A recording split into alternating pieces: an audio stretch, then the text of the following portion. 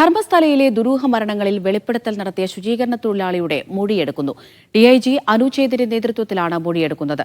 Dakshina Kannada police ആസ്ഥാനത്താണ് മൊഴിയെടുക്കൽ. Sunil Isaac വിവരങ്ങൾ നൽകാനായി ചേരുന്നുണ്ട്. സുനിൽ, തുടർ നടപടികളിലേക്ക് കടന്നിരിക്കുകയാണോ അന്വേഷണ സംഘം?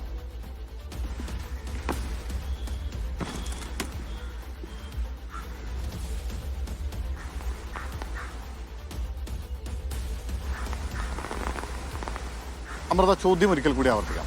സുനിൽ, ഇപ്പോൾ മൊഴിയെടുപ്പിലേക്ക് കടന്നിരിക്കുന്നു എന്നാണ് മനസ്സിലാക്കുന്നത്. നിലവിൽ ഇപ്പോൾ ഈ വെളിപ്പെടുത്തൽ നടത്തിയ ശുചീകരണ തൊഴിലാളിയുടെ മാത്രം മൊഴിയാണോ എടുക്കുന്നത്? മറ്റെന്തൊക്കെ തുടർ നടപടികളാണ് അന്വേഷണ സംഘത്തിന്റെ ഭാഗത്ത് നിന്ന് വന്നിരിക്കുന്നത്?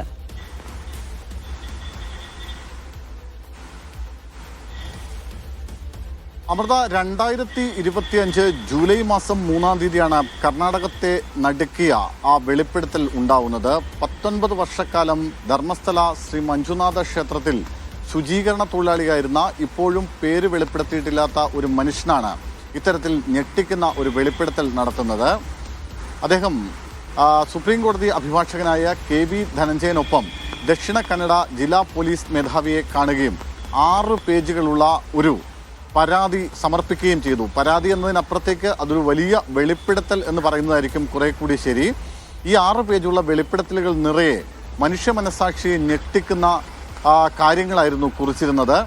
അതിലാണ് പ്രധാനമായും പറയുന്നത് 1998 മുതൽ 2012 വരെയുള്ള കാലഘട്ടത്തിൽ ഏതാണ്ട് 100-ലധികം സ്ത്രീകളെ, പല തരത്തിലുള്ള സ്ത്രീകളെ, പല പ്രായത്തിലുള്ള സ്ത്രീകളെ പല ഇടങ്ങളിലായി ഈ ക്ഷേത്ര പരിസരത്തെ കുന്നിൻ്റെ ചുവട്ടിലും ഒപ്പം അവിടുത്തെ വനമേഖലകളിലുമൊക്കെയായി താൻ കുഴിച്ചിട്ടിട്ടുണ്ട്. ശവശരീരങ്ങൾ മറവ് ചെയ്തിട്ടുണ്ട്. ആ ശവശരീരങ്ങളിൽ പലതും നഗ്നമാക്കപ്പെട്ട നിലയിലോ ക്രൂരമായ പീഡനത്തിനിരയായ നിലയിലോ ഒപ്പം മുഖവും മറ്റും ആസിഡും മറ്റുമൊക്കെ ഒഴിച്ച് വികൃതമാക്കിയ നിലയിലോ ആയിരുന്നു ആ മൃതദേഹങ്ങളെന്നാണ് അദ്ദേഹത്തിൻ്റെ വെളിപ്പെടുത്തൽ. മാത്രമല്ല, 2014 തൻ്റെ കുടുംബത്തിലെ ഒരു യുവതി കൂടി അത്തരത്തിൽ ക്രൂരമായ പീഡനം നേരിട്ടതിനെ തുടർന്ന് അവിടെ നിന്ന് കുടുംബത്തെയും കൂട്ടി അയാൾ കർണാടകയുടെ അതിർത്തിയിലുള്ള മറ്റൊരു സംസ്ഥാനത്തേക്ക് താമസം മാറ്റുകയായിരുന്നു.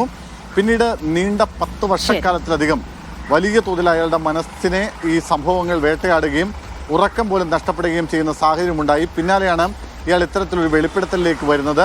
എന്തായാലും ഈ വെളിപ്പെടുത്തലുമായി ബന്ധപ്പെട്ടുകൊണ്ട് ഒരു പ്രത്യേക അന്വേഷണ സംഘത്തെ രൂപീകരിച്ചു.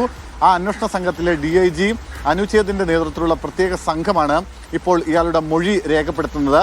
ദക്ഷിണ കന്നഡ SP ഓഫീസിലാണ് ഈ മൊഴിയെടുപ്പ്. ഏതാണ്ട് 11 മണിയോടുകൂടി ആരംഭിച്ച മൊഴിയെടുപ്പ് ഇപ്പോഴും തുടരുകയാണെന്നാണ് വിവരം. സുനിൽ ഐസക്കാണ് വിവരങ്ങൾ നൽകിയത്.